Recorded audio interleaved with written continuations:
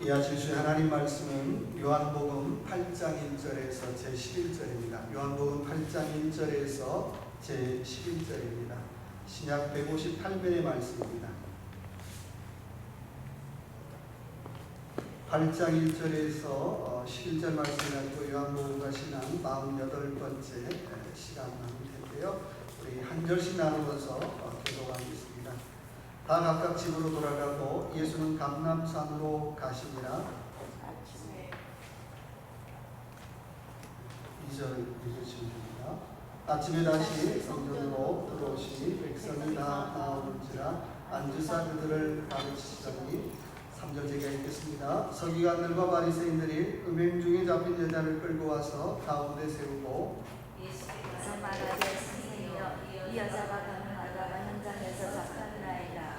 모세는 율법에 이러한 여자를 돌로 치라 명하였거니와 선생은 어떻게 말하겠나이까? 그들이 이렇게 말하면 고발할 조건을 얻고자 하여 예수를 시험함이로라. 예수께서 몸을 묻히사 손가락에 땅에 쓰시니 그들이 묻기를 마지 아니하는지라. 이에 일어나 이르시되 너희 중에 죄 없는 자가 먼저 돌로 치라 하시고 몸을 다시 묶어 손가락으로 땅에 쓰시니 그들이 이 말씀을 듣고 양심의 가책을 느껴 어른으로 시작하여 젊은이까지 하나씩 나가고 오직 예수와 그 가운데 섰는 여자만 남았더라. 예수께서 일어나사 여자 위에 아무도 없는 것을 보시고 이르시되 여자여 너를 고발하던 너희들이 어디 있느냐 너를 정죄한 자가 없느냐. 대답하되 주여 없나이다. 예수께서 이르시되 나도 너를 정죄하지 아니하노니 가서 다시는 죄를 범하지 말라 하시니라. 아멘. 우리 옆에 분들하고 인사 한번 나눕시다. 은혜 받고 돌아갑시다. 네, 은혜 받고 돌아갑시다. 숫자는 뭐 없지만 소리는 크게 은혜 받고 돌아갑시다. 은혜 받고 돌아갑시다. 주신 말씀 가지고 멋진 인생 첫 번째 시간 같이 나누기 원합니다. 오늘 본문 말씀 가지고 멋진 인생 1, 2, 3 계속해서 할 건데요. 오늘 첫 번째 시간 같이 나눠보기 원합니다. 1934년 프란츠 카스카 감독이 만든 원더풀 라이프라고 하는 유명한 영화가 있습니다. 아마 한 2년 전에 제가 소개했던 것 같아요. 그 내용은 이런 내용이에요. 크리스마스 이브 때 온 마을 사람들이 하나님 앞에 기도를 드립니다. 하나님, 우리 마을에 있는 조지라고 하는 그 젊은이를 도와주옵소서. 하나님, 우리 마을에 있는 그 청년을 하나님 도와주셔야 됩니다라고 기도를 해요. 하나님께서 이때 아니게 마을 사람들이 전부 다 합심해서 기도하는 그 기도를 듣고 깜짝 놀랐어요. 아니 도대체 그 청년이 뭐하는 사람인데, 아니 그 젊은이가 뭐하는 사람인데 온 마을 사람들이 저렇게 합심해서 기도할까? 그래서 하나님이 듣고 도대체 어떤 사연인지 그 사연을 알아보기 위해서 2군 천사를 내려보냅니다. 1군 천사는 날개가 있는 천사고요. 2군 천사는 날개가 없대요. 아무튼 그 영화에서는 2군 천사 클라렌스라고 하는 그 천사를 내려보내요. 근데 클라렌스가 이제 그 조지가 사는 그 동네에 도착하기 전에 도대체 이 친구가, 이 젊은이가 어떤 인생을 살았나 궁금했어요. 그래서 지난 인생을 한번 리뷰를 해요. 어린 시절이었습니다. 조지는 어린 시절에 얼음물에 빠진 동생을 건지기 위해서 애를 쓰다가 그의 청력을 잃어요. 겨우겨우 그 동생을 건졌고요. 그 동생은 나중에 좋은 대학을 갔고, 그리고 나중에 전쟁 영웅이 돼서 돌아와요. 또 어릴 때 이 조지는 약국에서 아르바이트를 했어요. 약을 딜리버리 하는 일을 했는데 어느 날은 의사가 잘못 약을 조제해가지고 독약을 처방한 거예요. 근데 깜빡 잊고 조지가 그 약을 딜리버리를 안 했어요.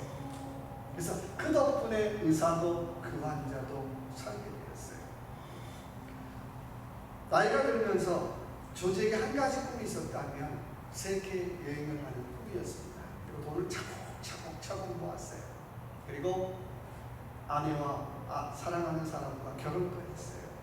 그리고 드디어 아내와 함께 세계 여행을 떠날 큰 꿈에 사로잡혔는데 하필이면 그날 회사가 부도 위기에 났어요. 어떡하겠어요? 돈은 없으니까 그동안 모아왔던 돈, 세계 여행을 위해서 모았던 그 돈을 전부 다 그 회사 부도 막는 데 다 썼어요. 알거지가 되었어요. 또 회사가 어려우니까 하는 수 없이 은행에서 당시에 돈 8,000불을 론을 받았어요. 근데 하필이면 그 돈을 보관했던 삼촌이 실수로 그 돈을 잊어버리게 돼요. 그래서 은행에서는 졸지의 조지를 공급 횡령죄로 고발을 했어요. 회사는 부도 위기에 있고 가정은 엉망이고 자신은 공급 횡령죄로 이제 감옥에 갈 그런 처지가 되었어요. 이도저도 아무것도 되는 일이 없으니까 조지가 드디어 자살을 결심해요. 그리고 자기 동네 앞에 있는 다리 난간에 서서 자살을 하려고 합니다. 그때 클라렌스라고 하는 그 천사가 자살하려고 하는 그 조지를 막아요. 그리고 만약 당신이 없었다면 이 세상이 어떻게 변했을까라고 하는 것들을 슬라이드 영상으로 보여줘요. 첫째, 만약에 당신이 어린 시절에 그 얼음물에 빠진 동생을 건지지 않았다면 오늘 전쟁 영웅인 당신의 동생은 없었을 거야. 전쟁 영웅은 사라지는 거야. 두 번째, 만약에 당신이 어릴 때 약국에서 약 딜리버리 하는 아르바이트를 했는데 만약에 그 독약을 딜리버리 했다면 오늘 그 의사는 감옥에서 날마다 술로 폐인 인생을 살았을 거고 그 환자도 죽었을 거야. 한 가정이 또 풍지박산 났을 거야. 그리고 만약에 당신이 그렇게 어렵게 모은 돈으로 회사 부도를 막지 않았다면 지금 몇 명의 종업원들은 길거리에 나갔을 거야. 그리고 그 가정은 엉망이 됐을 거야. 그리고 마지막으로 오늘 당신이 죽게 되면 당신의 아내는 아버지 없는 자녀를 홀로 키울 것이다. 그러면서 조지에게 당신은 참 멋진 인생을 산 사람이었다라고 칭찬을 했죠. 당신은 참 멋진 인생을 살았다. 아마도 이건 우리가 살면서 누구에게나 다 듣고 싶은 얘기 같아요. 아내든 남편이든 주변 사람들이 왜 인생이 그 모양이야 이런 얘기를 많이 듣는데 목사님 당신 인생 참 멋있었습니다. 장로님 당신 인생 참 멋있었습니다. 그런 그런 말을 듣고 살 수만 있다면 얼마나 좋을까라는 생각을 해봅니다. 오늘 본문의 말씀은 간통하다가 현장에서 잡힌 여인의 이야기를 다루는 얘기예요. 근데 우리는 이 이야기를 통해서 이 사건을 통해서 또 하나의 멋진 인생을 만나게 됩니다. 오늘부터 1, 2, 3, 3주에 걸쳐서 멋진 인생이라고 하는 주제를 가지고 말씀을 나눌 텐데요. 도대체 어떤 인생이 그렇게 멋있는 인생인가를 같이 한번 나눠보는 시간 되시기 바랍니다. 자, 1절 같이 한번 읽어볼까요? 자, 1절 다 각각 집으로 돌아가고 예수는 감람산으로 가시니라. 자, 누가 멋진 인생입니까? 어떤 인생이 멋진 인생입니까? 한번 따라해봅시다. 사명으로 잠 못 이루는 인생입니다. 뭐 때문에 여러분 잠 못 이루십니까? 우리 영화 시애틀의 잠 못 이루는 밤 그런 거 있잖아요. 근데 도대체 나는 무엇 때문에 잠 못 이루고 있느냐는 거예요.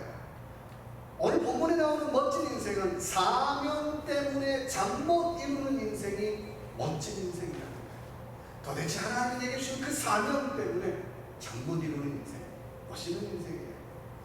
사람은 세 가지 탄생을 경험해야 사람이라고 얘기해요. 첫째, 누가 사람입니까? 육체적인 탄생을 경험해야 사람이에요. 두 번째는 영적인 탄생을 해야 사람이에요.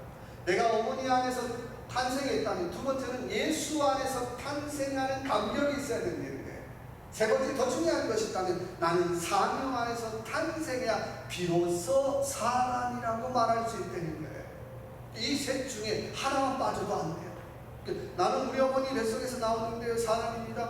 그런데 곤란해요. 그것만 가지고 사람이라고 말하기 어렵다는 거예요. 영적으로 탄생하셨습니까?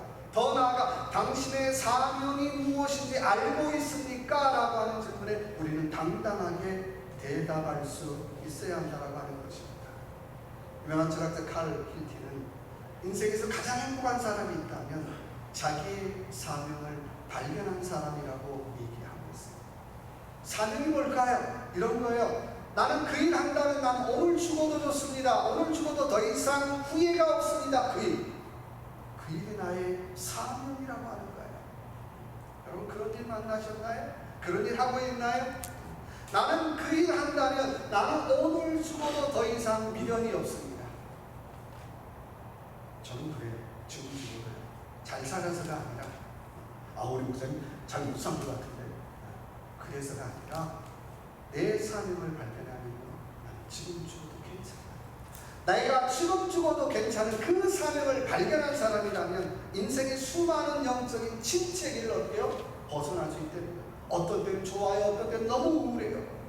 근데 그거 어떻게 내가 벗어날 수 있습니까? 약 먹어서요? 아니죠.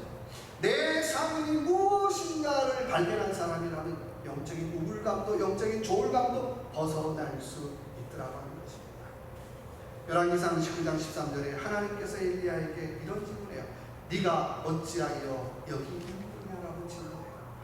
너 어찌하여 여기 있느냐? 너 여기서 못하고 있니? 그 얘기잖아요. 이 말은 네 사명이 무엇인데 지금 이러고 있느냐는 거예요. 여러분 어떤 인생이 멋있는 인생일까요? 내게 준 사명 때문에 잠 못 이루는 인생이 멋있는 인생이에요. 나는 잠이 안 와요. 이게 그것 때문에 잠 못 이루는 게 아니라 내게 준 사명 때문에 잠 못 이루는 인생이 멋있는 인생이라고 하는 것입니다. 여러분 정말 하나님이 나에게 준 사명 때문에 여러분 잠 못 이룬 적이 있습니까? 오늘 1절의 시작을 보니까요. 이렇게 시작하고 있어요. 다 각각 자기 집으로 돌아가고 예수는 어디로요? 감람산으로 가시니라라고 말씀하고 있어요. 다 집으로 돌아가요.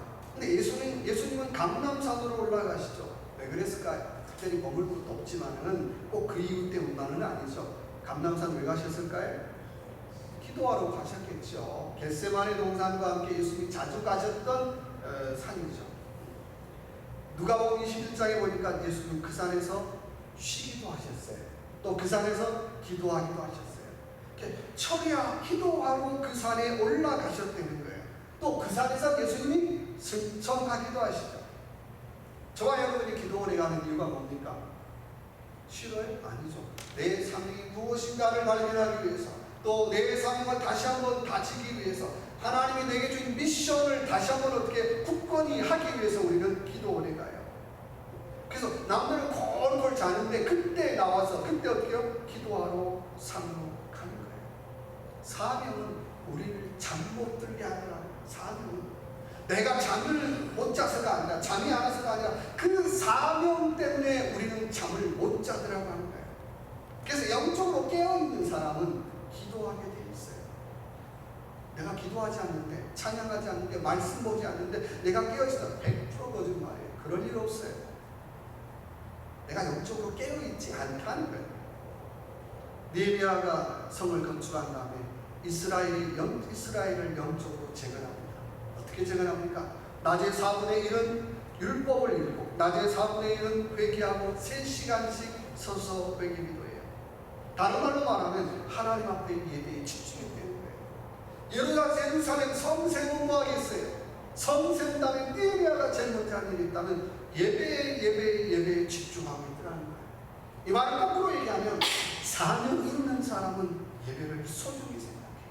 사명 있는 사람은 말씀을 소중히 생각하고 사명 있는 사람은 기도를 소중히 생각하더라고 하는 거예요. 여러분 사명 있으신가요? 원하기를 저와 여러분 내가 잠이 없어서가 아니라 사명 때문에 잠 못 이루시는 저와 여러분 되시길 주님의 이름으로 축원합니다. 두 번째는 우리 2절 같이 한번 읽어볼까요? 아침에 다시 성전으로 들어오시니 백성이 다 나오는지라 앉으사 그들을 가르치시더니. 자, 두 번째 멋진 인생의 특징이 있다면 따라해 봅시다. 사명의 자리로 돌아가는 인생입니다. 어디로 돌아가는 인생이에요? 돌아가는 생각보다 아니라 사명의 자리로 다시 돌아가는 인생이 멋있는 인생이라는 거예요. 오늘 말씀 보니까 아침에 다시 이렇게 시작하고 있어요. 아침에 다시 앉아 가르치시더니 라고 말씀하고 있어요. 뭐가 눈을 뜨게 할까요? 아침에 사명이 눈을 뜨게 하더라는 거예요. 사명 때문에 눈 뜨더라는 거예요. 사명은 우리를 아침에 일찍 일어나게 해요. 그러니까 사명 있는 사람은 부지런할 수밖에 없어요. 사명 있는 사람이 게으르다, 저는 그런 얘기 듣지 않아요. 사명 있는 사람은 처음부터 끝까지 부지런할 수밖에 없어요. 예수님이 어디서 어떻게 해요? 낮에 해가 뜰 때 일어났더라 이런 표현이 하나도 없어요. 새벽 미명에 아침에 일찍이 이런 표현밖에 없어요. 사명은 우리를 아침에 단잠을 깨우고 일찍 일어나게 하더라고 하는 거예요. 우리 교회도 특세를 한 주간 더 연장하기로 했습니다. 더 같이 기도하자고 하는 취지예요. 한국교회도 가만히 보면 새벽 기도 때문에 부흥했잖아요. 지금도 여의도 수고교회 그제 웹사이트 잠깐 들어가 보니까요, 새벽 기도에 참석하는 숫자만 7,000명이 참석을 해요. 와, 목사수 부러운 게 그런 거예요. 사람 많은 게 부러운 게 아니라 7,000명이 합심해서 하는 그 기도. 세상에 안 될 일이 뭐가 있겠어요? 못할 일이 뭐가 있겠어요? 그렇지 않아요? 그게 부러운 거예요. 그게 부러운 거예요. 만약에 내 한 사람이 7,000명이 기도할 수 있다면 그거 괜찮아요. 근데요, 정말 기도가 약할 때 7,000명이 합심해서 하는 그 기도를 드리는 그 교회, 영적인 파워가 얼마나 있어요. 세상 말로 그런 교회는 목사가 모질해도 어때요? 7,000명이 파워로 이루어지는데 얼마나 대단하게 있어요. 그렇지 않아요? 7,000명이 한꺼번에 기도하더라는 거예요. 여러분, 그 기도를 하는데 하나님이 역사하지 않는 일이 뭐가 있냐는 거예요. 그래서 산을 읽는 사람은 늘 부지런해요. 늘 부지런해요. 오늘 말씀 보니까 주님은 아침에 일찍 다시 큰 사명의 자리로 돌아가고 있더라는 거예요. 아침에 일어났는데 다시 큰 사명의 자리로 주님 돌아가세요. 근데 여러분 생각해 보시자고요. 요한복음 7장에 보면 어떤 얘기가 있었나요? 요한복음 7장에 보니까요, 예수님을 잡으려고 바리새인과 사두개인들이 군인들을 보냈어요. 그 자리로 다시 돌아가는 거예요. 아마 저 같으면 나 박수 쳐주지도 않는데, 나 알아주지도 않는데 내가 왜 돌아갑니까? 나 가서 또 말 한마디 잘못하면 어떡해요? 나 잡으려고 할 텐데 내가 그 자리에 왜 돌아갑니까? 그랬을지 몰라요. 근데 주님은 그 자리로 다시 돌아가고 있더라는 거예요. 바리새인들이 죽이려고 기다리고 있는 그 자리에 나가요. 다시 아침에 일찍 다시 돌아가고 있더라고 하는 거예요. 사명이 참 무서운 거예요. 왜 돌아갑니까? 사명이 돌아가게 하는 거예요. 왜 일어나게 합니까? 사명이 일어나게 하는 거예요. 왜 그 자리 가서 그거 합니까? 사명이 돌아가게 하더라고 하는 거예요. 내 기분 같으면, 내 감정 같으면 안 하고 싶어요. 근데요, 사명은 기분과 감정과 형편과 조건을 뛰어넘더라고 하는 거예요. 신앙이 위대한 것은 바로 이 사명을 발견할 때 기분과 감정과 형편을 뛰어넘는 거예요. 근데 이거 발견하지 못하면 내 기분대로 하는 거예요. 기분 좋을 때는 잘하고 기분 나쁠 때는 안 해요. 내 환경 좋을 때는 잘하고 환경 나쁠 때는 안 해요. 이건 신앙 아니에요. 요한복음 21장 15절에 부활하신 예수님이 베드로에게 물어봐요. 베드로야, 네가 나를 더 사랑해. 몇 번 물어보죠? 3번씩 물어봐요. 배신한 도망간 그 배를 향하여 네가 나를 더 사랑하느냐라고 3번씩 물어봐요. 아니, 한 번만 물어보면 되지. 치사하게 3번씩 물어보니까 네, 주님이 아십니다. 주님이 아십니다. 주님이 아마 거기도 못 들었을 것 같아요. 알고 계시잖아요, 주님. 근데요, 그 질문을 받은 베드로, 어제까지 어떤 사람이었나요? 주님이 십자가에 돌아가신 다음에 저기 제자들 다 불러모아갖고, 이제 우리 열심히 주님 돌아가셨으니까, 주님 가셨으니까 열심히 복음 전합시다 그랬나요? 아니에요. 베드로 뭐라 그랬나요? 나 이제부터 나는 고기나 잡으러 갈란다. 내가 그래도 왕년에 내가 가기 위해서 좀 고기 좀 잡았던 사람이야. 나 고기 잡으러 갈란다 그랬더니요, 형님 저희도 같이 갈게요. 우리도 같이 갈게요. 제자들 우르르 모아가지고 고기 잡으러 떠났던 사람. 또 실패했죠. 바로 그런 실패한 베드로에게 주님 뭐라고 말씀하십니까? 네가 나를 더 사랑하느냐라고 주님 물어보시더라고 하는 거예요. 제자로서 이미 실패했어요. 그 실패한 베드로에게 주님은 그 질문을 하고 계시더라는 거예요. 오늘 이 질문을 그대로 한번 해볼까요? 너 고기 잡는 일보다 나를 더 사랑하느냐? 너 낚시하는 일보다 나를 더 사랑하느냐? 요즘 말로 뭐라, 너 골프보다 나를 더 사랑하느냐? 아니, 좀 더 들어간다고 네가 네 아들보다, 네 자녀보다 나를 더 사랑하느냐라고 주님 물어보실 것 같아요. 그런 질문을 한 다음에 주님 베드로에게 뭐라고 말씀하십니까? 이제 내 양을 먹이라. 이제 내 양을 치라. 이제 내 양을 먹이라고 주님 말씀하시더라는 거예요. 그 얘기는 다시 한번 사명의 자리로 돌아가라고 하는 거예요. 네 사명은 양들을 먹이는 사명이 분명이야. 양들을 치는 거야. 너 그 사명 감당해야 되라고 주님 말씀하시는 거예요. 여러분, 우리가 인생을 살면서 후회 없이 산다는 건 뭘까요?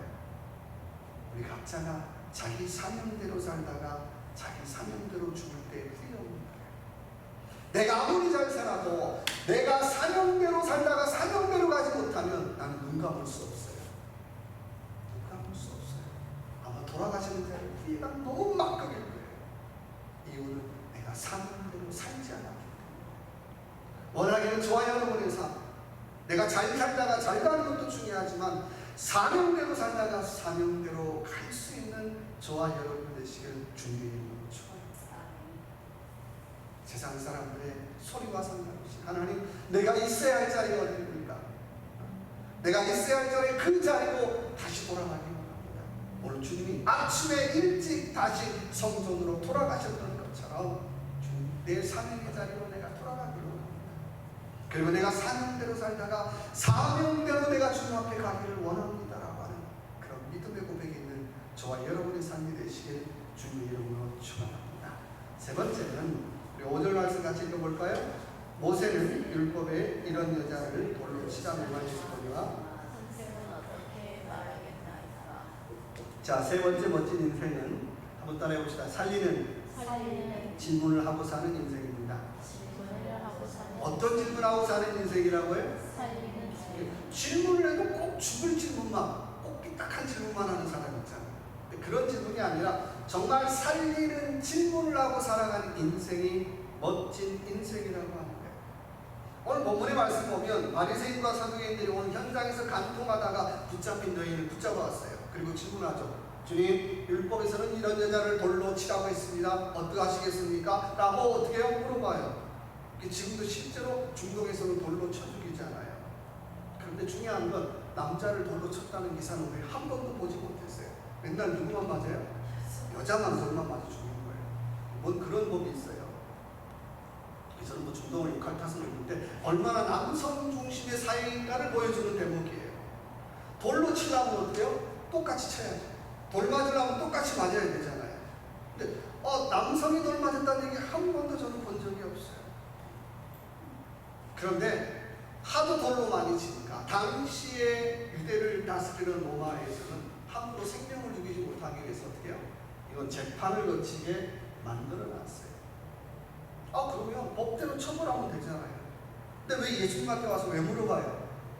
시비 거는 거하고 똑같잖아요. 법대로 해, 법대로 하면 되죠. 근데 아마도 그 얘기를 물어봤던 것은 예수님이 눈만 뜨면 입만 열면 뭘 얘기합니까? 서로 사랑하라, 사랑하라, 사랑하라, 사랑하라 하도 얘기하니까. 그래요? 자, 이래도 사랑하시겠습니까? 법에 돌로 치라고 했는데 당신 그래도 사랑하시겠습니까? 라고 하는 질문을 어떻게 해요? 그 밑에 깔고 법을 이렇게 물어보는 거예요. 결국은 예수님을 곤란하기도 하고 그 여인을 죽이려고 하는 거예요. 여러분, 저와 여러분의 삶, 나는 어떤 질문을 많이 하고 살아가십니까? 영어로 악이라고 하는 단어를 보면 이불이죠. 그 단어를 거꾸로 얘기하면 뭐예요? 라이브, 생명. 그 말을 가만히 보면 우리 인생의 삶에 라이브와 이불은 늘 어떻게 동전의 양면 같은 거예요. 우리 인생에도 마찬가지죠. 이 늘 동전의 양면 같은 이 이불과 라이브, 그 둘 중에 한 가지를 선택하고 살으라고 하는 거예요. 여러분, 그 둘 중에 한 가지의 질문을 가지고 우리는 살아가요. 여러분, 오늘 저와 여러분 어떤 질문을 많이 하고 살아가십니까? 얘기하는 것처럼 내 인생은 못 읽는 수준이 아니라 질문하는 수준이 내 인생의 수준이에요. 제가 늘 죽이는 질문만 하고 살아간다면 저는 천박한 인생이에요. 목사 아닌지는 잘 모르겠지만, 그런데요, 아무리 보잘것없는 어린아이라 할지라도 늘 살리는 질문을 하고 살아가면 그 사람이 괜찮은 사람이에요. 내가 말을 잘하고 못하고는 중요하지 않아요. 더 중요한 것이 있다면 내가 사람을 살리는 질문을 하고 사는가, 사람을 죽이는 질문을 하고 사는가, 조금 더 작게 얘기한다면 내가 교회를 살리는 질문을 하고 사는가, 교회를 죽이는 질문을 하고 사는가, 이게 중요한 거잖아요. 그래서 사람의 몸도 단련해야 되지만 혀도 단련해야 되는 거예요. 잠언 15장 4절의 말씀에 온순한 혀는 곧 생명이지만 패역한 혀는 마음을 상하게 하느니라고 말씀합니다. 저와 여러분의 인생에 수없이 많은 말을 하고 살아요. 근데 어떤 말을 하고 사느냐는 거예요. 저도 뭐 축복이만 못하는데요. 근데 그런 하도 못하니까 뭐 컴퓨터에다가도 블레스 써놨어요. 그 얘기는 좀 축복의 말을 좀 하고 살고 싶다는 거예요. 제가 제 인생을 되돌아보니까 우리는 그러잖아요. 왜 내 인생이 모양입니까? 라고 하는데 과연 내 인생을 되돌아보면서 난 얼마나 축복의 말을 많이 하고 살았는가, 내가 얼마나 다른 사람을 사귀는 말을 많이 하고 살았는가라고 하는 질문을 해보라는 거예요. 다른 사람 수없이 많이 죽이는 말을 하고 나는 내 인생 잘 될까요? 그럴 수 없다는 거예요. 마음속으로. 하늘의 법칙이나 땅의 법칙이나 내가 심는 대로 거두는 거예요. 말로 심든지 행함으로 심든지 심는 대로 거두는 거예요. 피할 수가 없어요. 이미 심어버리면 어떡할까? 이제라도 어떻게 해요? 이제라도 사람 살리는 말을 하고, 이제라도 교회를 살리는 말을 하고, 이제라도 가정을 살리는 말을 이제라도 하라고 하는 거예요. 마음에 속상하겠지만 어떻게 블레스 하라는 거예요. 가정을 향하여도 블레스하고요, 교회를 향하여도 블레스하고, 직장을 향하여도 블레스 하라고 하는 거예요. 그래서 우리의 삶, 하나님, 내가 생명을 죽이는 말을 하는 것이 아니라 기왕이면 내가 생명을 살리는 말을 하기를 원합니다.